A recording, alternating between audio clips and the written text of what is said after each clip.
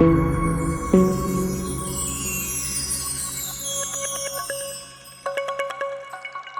also has a glass inserts into the facade to celebrate the western light in this area as well.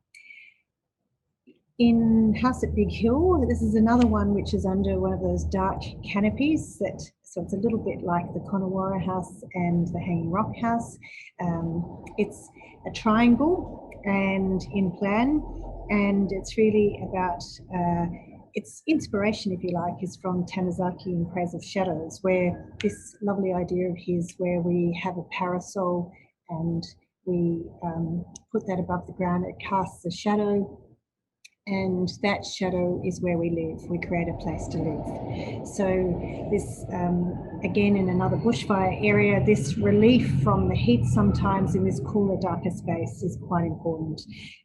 It's very simple materials like concrete block. That's quite a cheap material, but in combination with the timber and the dark ceiling gives it a lovely richness and the play of light. So you can see here it's right angle triangle. Like a lot of our houses, the primary living and primary bedroom is all on one level. So for our older clients, they can live on one level and then guests and children in levels below. And in this instance, the pointy ends of the triangle is where we sort of have beautiful windows framing views out to the two different directions of the site, and then the right angle makes for this cosier, intimate living space. The bedrooms, as I say, simple materials but with a warmth to them, and the simple picture frame windows framing the beautiful bush and sea. Balfe Park is a housing project that's under construction as well at the moment, and it's on the edge of a park which currently is very dead. This is a good example of how housing can in fact make a park setting even better. Sometimes in Australia our density is quite low. We still have very few people or houses for a lot of space, and so we can have areas even in the middle of our cities that feel quite dead and free of people. So in this instance, we have arranged a whole lot of townhouses along the lower edge of this leading out to the park. So it's a really positive thing between the people in them and out to the park. It feels safer and more active. And like a lot of our housing projects where we try to introduce different typologies into the same block, so townhouses, different types of apartments, some commercial and office space, so that there's more choices, more different demographics. And the other thing too is how a private project like this can also have some sort of public benefit.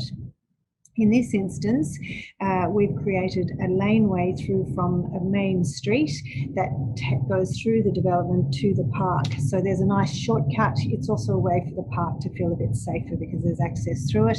So it's this interesting thing for us that even with our private projects, you try and structure them or design them in a way that has some bigger benefit, not just for the occupants, but for the neighbourhood as well.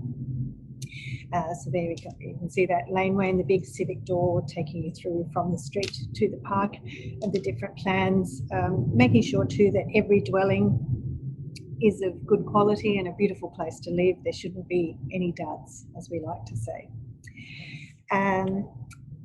In terms of repeats too, I think something of interest to me, which started especially with our police stations, and you've probably got a sense already of just how diverse our work is, you know, galleries, something like a police station, schools, houses, etc. There's almost nothing we don't do, it seems. But when we started working with the police quite a while ago now, the first projects we had with them was Warrandyte and Hurstbridge stations. You can see there the two on the left-hand side. And what was interesting to us was that they had exactly the same brief. They were both what's called 16-hour stations, quite small little suburban police stations. And even though they had the same brief, they were in different parts of Melbourne. and in different landscapes. And so for us, the challenge became, how do you make something site responsive and unique to that place, that neighbourhood, a way to tell the neighbours that this is their part of town, even though it's the same brief. So for us, our police work became a way to explore that, taking a generic brief and making a site-specific outcome. So Carrum Downs on the right-hand side is the largest of them, and where it has had admittedly a slightly different brief, but again, its language, it feels, if you like, more about its highway position. It's a sort of tougher building, whereas the Warrandyte and Hurst Bridge, they both use green brick as a way to celebrate the green landscapes that they're in, almost like a camouflage, and Marysville, which you'll see in a minute, as timber in a much more sensitive rural situation. So in Carrum Downs, the structuring, making the police almost like a mini city, we thought, where each little functional part of their brief became a mini building out of brickwork, was a way to give the space in between and courtyards and so on importance. Warrandyte here is in a part of Melbourne near the Yarra River. It's a community that is very aware of environmental issues. They treasure their landscape. So here we use green glazed bricks as a way to just connect with that place and almost camouflage the building, make it appear quite friendly, which you don't often think of police stations as friendly, but they can be. So that example here. And then Marysville, again, on the edge of a park. And so we were very keen to make sure that the station felt like quite a gentle building and that it helped to define this new park that was introduced after the fires that went through this township about 10 years ago now. So the whole town was burnt down except for the elm trees, interestingly. They survived, but not the gums. They're very flammable. And so the police station was part of the repair of that centre of the town. And interestingly, they didn't want brickwork. They felt that didn't pick up on the timber heritage of the town. So we have timber slats here instead, and that recalls the beautiful forests that were in fact lost in the fires. So in terms of other repeat buildings, we do a lot of schools work and for the public schools here. And it's interesting to us how every suburb of Melbourne, for instance, especially in the inner city, had little schools built at a similar time, and they become a focal point of that neighbourhood's cultural or civic infrastructure. And for us too, it's how they're, as a repeat building, how they can reinforce that important community asset. They're both an educational resource, but they're also typically buildings that others in the community might use. So in this instance, this is Northcote High School. You can see in the foreground the original brick building that was the beginning of the school, and then our building in the background that is for a new performing arts centre and final year studio. So it's how this new building talks to the old building or talks to the heritage, not just of this campus, but of all of these little red brick school buildings that are dotted throughout Melbourne, and celebrates that heritage. And in its location on the edge of the site is also a building that can be used by the community. Which you can see here, this is the Welcome to Country, which happens when buildings are finished. And in this instance, the Welcome to Country was by the Auntie Indigenous Elder for this community, a smoking ceremony. I love this quote from Maria Tamarkin. She says, "A local school can hold things together the way the medieval town square used to. As long as it was there, intact, the rest of the community could be reimagined around it. Walls as message boards, gyms as shelter, relief distribution points." It's been interesting too during COVID, and when there's dramatic events like that, how things like schools become centres for all these other activities.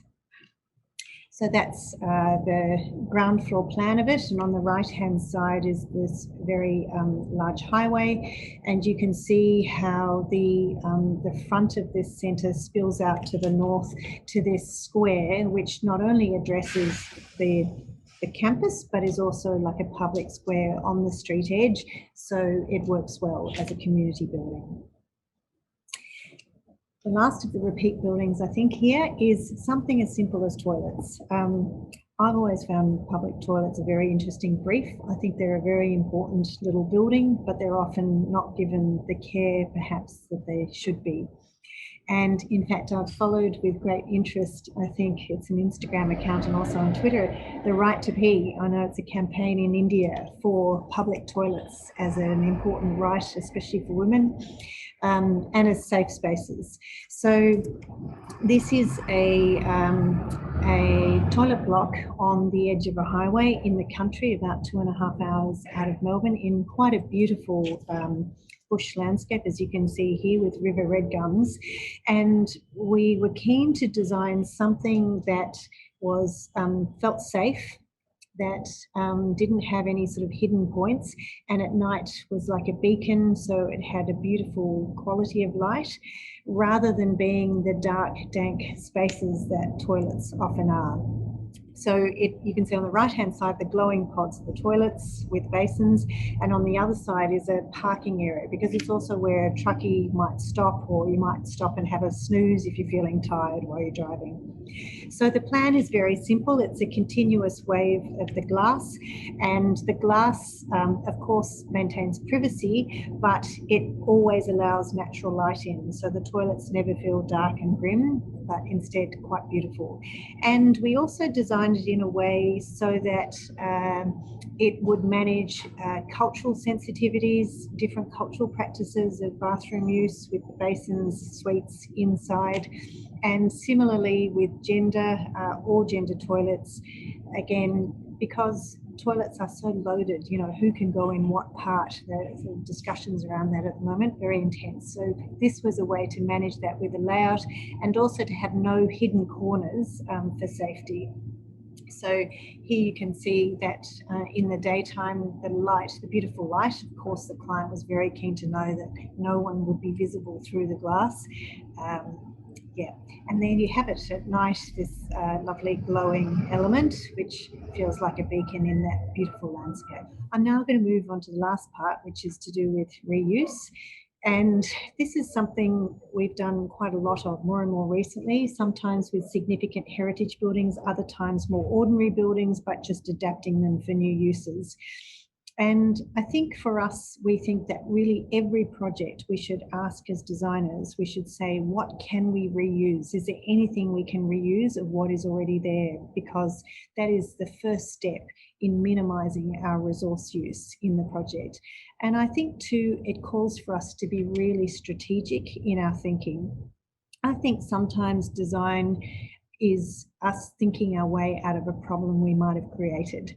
So I do think that if we're very intelligent about how we approach a project in the first instance, and think how little do we really need to do to make the change we need to make in use or qualities, that's the way in which we can be more strategic and incisive and more resourceful.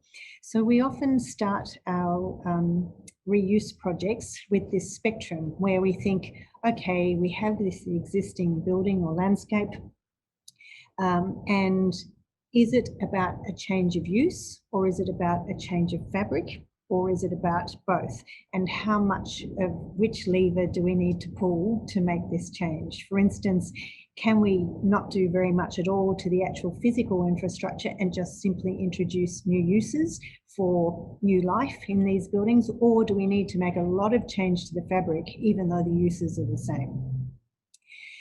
So the first one I'll show you is the stables, which we did for the Victoria College of the Arts and the University of Melbourne at their South Bank campus in Melbourne. And it's police stables, mounted police, which no longer need to be there. And so this beautiful stable building has been turned into an art school. And interestingly, it had lovely clerestory windows and mezzanines, which made perfect sense for natural light for an art school. So here we have the horses as they were in their various stalls, and then that upper level space, really interesting space. And you can see the beauty of the repeat structure and the repetition, a very cellular layout. The transformation into the art school, where we have upper and lower level studios. Upstairs, we put the studios underneath the clerestory. We left a series of these voids as these primary interchange spaces and lower level studios. The first thing we also ask ourselves when we're doing an adaptive reuse especially is, we've got a whole lot of old forms. What are the best uses to fit those old forms, to make the best of it? And in this instance, the pink wing that you can see there were the stables where the horses were kept. And they were already divided, of course, into stalls. It made perfect sense to use those same divisions for the art studios. So our ratio was 1 horse to 2 art students for the studios. And then the blue is the large open span riding. It was a riding hall where they practiced riding. And it's quite noisy outside sometimes here. And that's where we turned that into a performing arts space, because it was a big clear span space. The grey, the octagon, is like the hinge, and we kept that as an entry point and for special events and galleries and so on. So riding school turns into performing arts space, the celebration of those existing structures, really not very much that you had to do to make that change. And then that beautiful octagon structure as the entry into the facility, into the campus, and this beautiful space up the top underneath that clerestory window, imagined for new seminar and meeting rooms. Similarly, Sacred Heart for Abbotsford Convent was originally designed, as they described it, for wayward women. It was a convent building. It was a place of labour for women in the late 1800s, run by the nuns, and it's now become an arts precinct in Melbourne. It's on the edge of the river, quite in the inner city. And this was another case of, apart from having very little money to spend on this, so you had to be very careful with where you put the impact or the money, was just to say, again, how little do we need to do to enable these new uses? So the yard, these various wings around it, we kept very simple, and really the most obvious element that we introduced was this new bridge to link between the 2 wings. And that was also a way to integrate new access for universal access, but still keeping that simple yard, not trying to turn something into something it's not trying to overly unify, but leaving what you can. So you can see that setting up that strong link across. A lot of what we do is about connecting, whether it's connecting people with place or connecting one building with another or connecting different architectures is a very strong part of what motivates us. And then in the interiors, again, not just because of budget limitations, but because the walls really speak of the history of the uses. The different paint colours tell you about different moments in time. And so we didn't clean it up too much. We just made sure it wasn't going to keep peeling, but otherwise just left things as we found them. And there's a beauty in that, in those traces. You can see too where we've had to add new stairs and lifts, quite a different language, the galvanised steelwork that just sits itself into this existing structure, where you really have a sense of the layers and changes that have been made over time. Another addition or another reuse of existing, and addition to that, is for this private women's club in Melbourne. In this instance, it's very fortunate in that it's on a lane in the middle of Melbourne City. And the best thing about this place is that it actually looks down into this beautiful garden of another club that happens to be a men's club on the other side. So they have this magnificent borrowed landscape.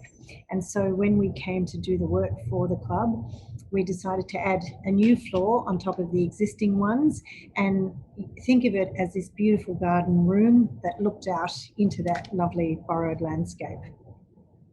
So it's a large space that they can open up into one large area like this, or shut down into smaller ones. And similar to some of the houses, it's about the shadow and the modulation of light for that cool sense of retreat from our very harsh sun. There you can see in section that relationship to the beautiful trees across the wall. There we go. There's the lane looking into that. And you can also see another interesting part of the story here, in these layers of reusing and adding to existing buildings. The bottom part of the building with the white window frames was actually by Ellison Harvey, one of Melbourne's first registered women architects, and she did this in the 50s. It was a very nice piece of domestic modernism, if you like, almost. And that window wall, the rhythm of that gave us some cues for interweaving this new structure on top. So we're very interested in how new layers can be added and to enrich what's already there with new layers. But having a dialogue of peers, if you like, that the new architecture can be equal to the original. We don't need to be timid and frightened of having new presence as well. So I think this is my last project for you today, to show you the Broadmeadows Town Hall. Now, Broadmeadows is about 40 minutes from the centre of Melbourne. It used to be an outer suburb, but of course Melbourne keeps spreading, so this is no longer outer. But once upon a time, Broadmeadows, as you can probably imagine from its name, was fields, meadows, grasslands, and it was an area that had a lot of industry, especially around car industry and manufacturing. It's had difficult times when the economy here falters, then places like Broadmeadows have taken a hit. So it has at times had very disadvantaged parts of the community. The town hall, when it was built in the 60s, the late 60s, and this is a beautiful sign of the times from then, was seen as a very perhaps lavish and, you know, perhaps too big and too grand for its situation, a bit extravagant. And then when we came to this project, it had been sitting empty for a little while. It was in fact being used for storage of furniture, ex-furniture use of the council. So very sad use of what was quite a grand and big, handsome building, and had become a bit obsolescent. So clearly the project was to revisit that, to make it more, not just a town hall, but to introduce some more programs, some commercial, some civic, and some cultural program.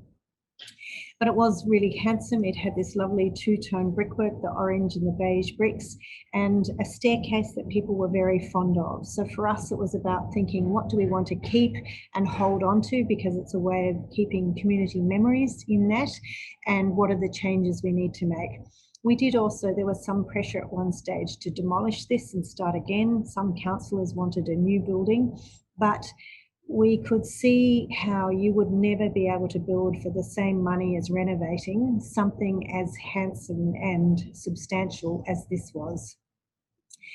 The other thing too, which is really most important of all perhaps, is just how many community memories are embedded in the building. And there was some lovely work done by a group who recorded, they did interviews with different members of the community and asked them to reminisce or tell stories about how they had used the town hall, why it was important to them. So it was called the Pink Elephant. It was a place where people went, had their debutante balls. It was where they did citizenship ceremonies. It was where Gottfried Whitlam, a very famous Prime Minister of ours, came to talk. It was where children had their immunisation injections. It was where the local car club would have its car shows. There was dances there, basketballs. In fact, there was a great story of how the basketballers would have a hard time on a Sunday coming to play on the polished boards because they'd been too polished from the dances the night before and they'd slide everywhere and so on. So when there was the effort to try and introduce poker machines, for instance, into it, there was a very big campaign and you realised how much the community valued that building.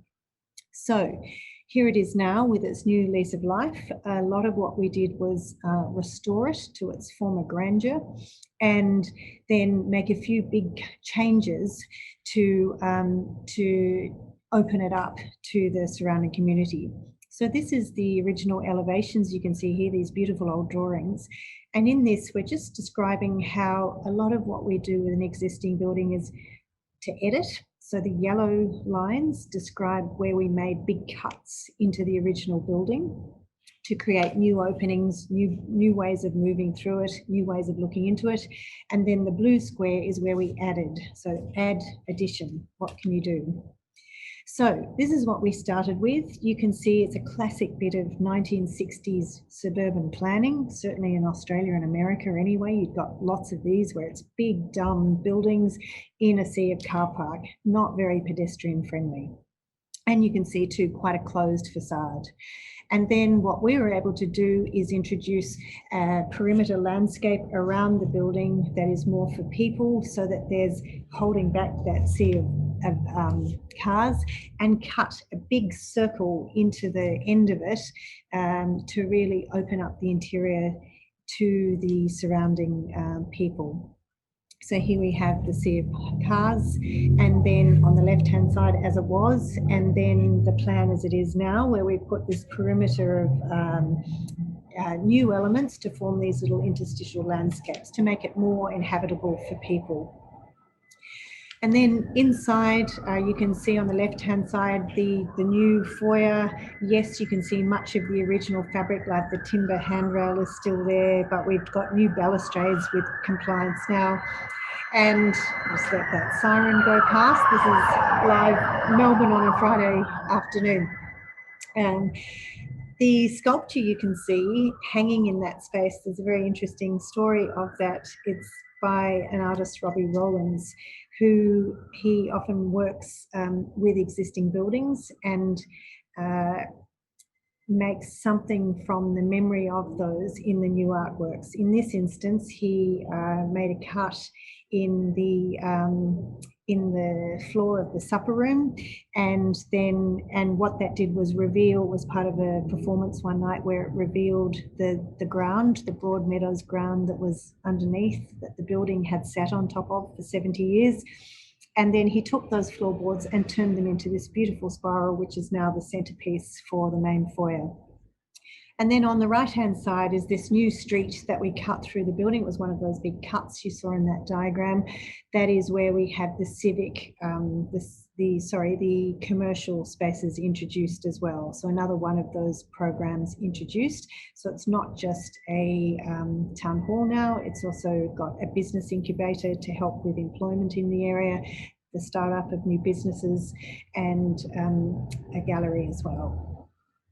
And then that big cut in the facade, which is opening up that what was a very closed building to the outside world, and these 3 levels of office spaces there. So you can see here from outside to that activation of the facade and change. So in some ways we haven't really hugely changed it, and in other ways we've made just enough change to change the perception of it. So the building that's added at the back, this is a little commercial component. And this is quite lovely because it works as a roadside beacon. It's a signifier from the highway that something has really changed about the building. It's got a new life, if you like.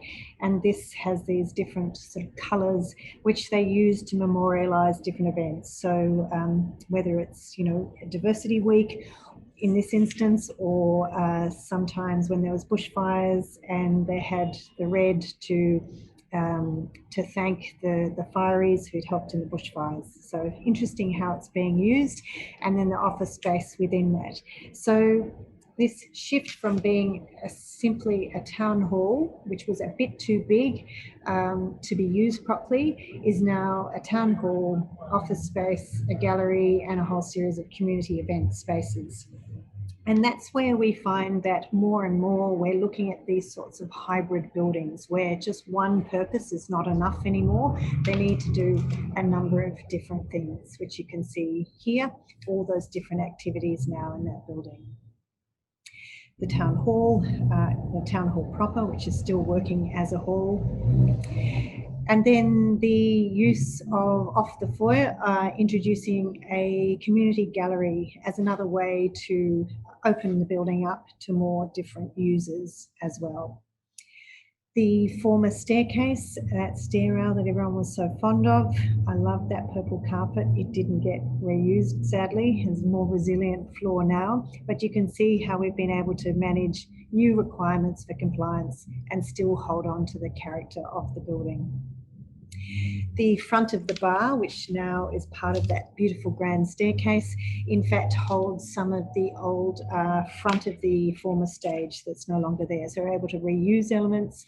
So to finish, I just want to say that a lot of what we do, and I think we need to do more and more, is being very smart and targeted about the moves we make, because sometimes very small moves can have really big impacts and can form ways to really live the change that we need to see in our cities, suburbs and rural townships. And I think to finish, it's especially important now as we've all been through what it's meant to live through COVID, which has really changed or put a stop to us meeting in groups. And you realise how so much of what we do as architects, I think, is to defend the importance of civic space, to defend the importance and the quality of the spaces that we share together. So thank you very much for the chance to speak with you. And I'm happy to take questions or comments through Instagram, and I can respond back. That might be a great way to do it. Thank you for the pleasure. Bye-bye.